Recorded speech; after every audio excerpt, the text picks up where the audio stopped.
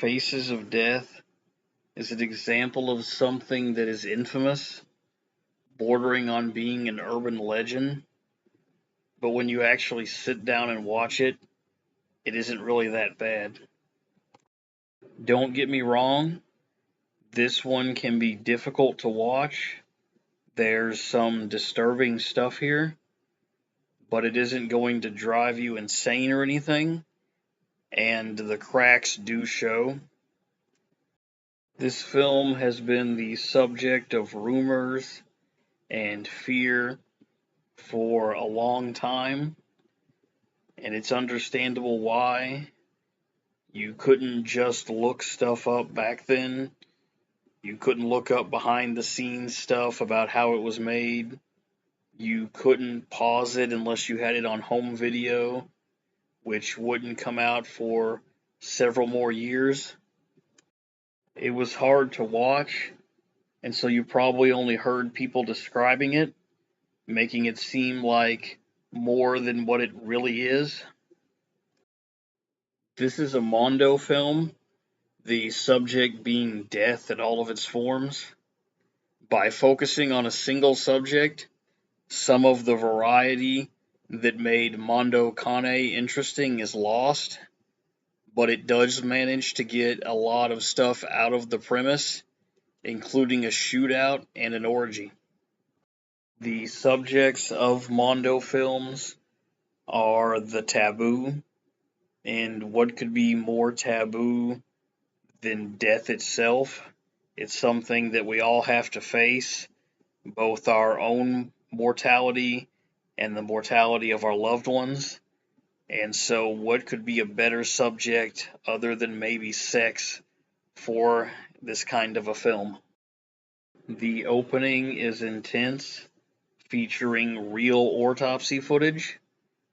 This is a good way to start it with strong, real stuff, setting the audience up to think that everything afterward is real. If you will remember, Mondo Kane did this with animals. There's quite a bit of real footage in here, but on the other hand, a lot of stuff is fake.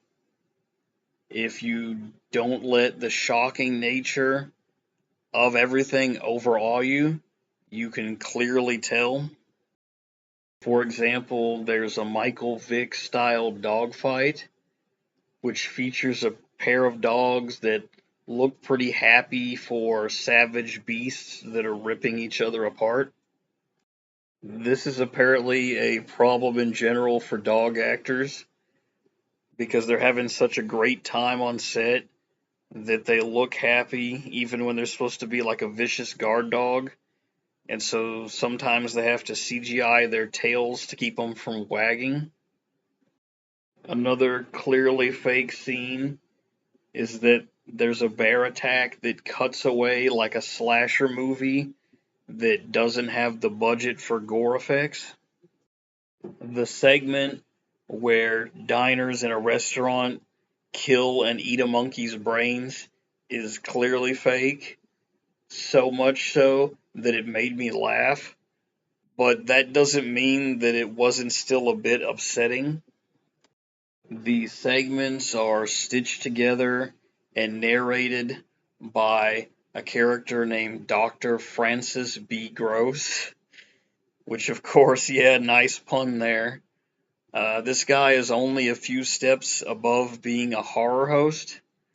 It takes me out of the film, it destroys the illusion. The interview with the hitman also stretches the suspension of disbelief. How did he get in touch with this guy?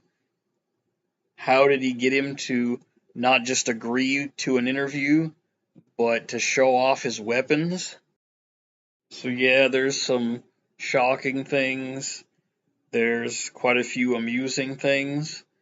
But at the end of the day, you could probably get a lot more.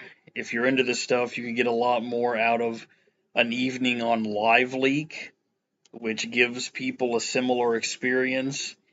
It and stuff like Ogreish are basically the modern equivalent of it.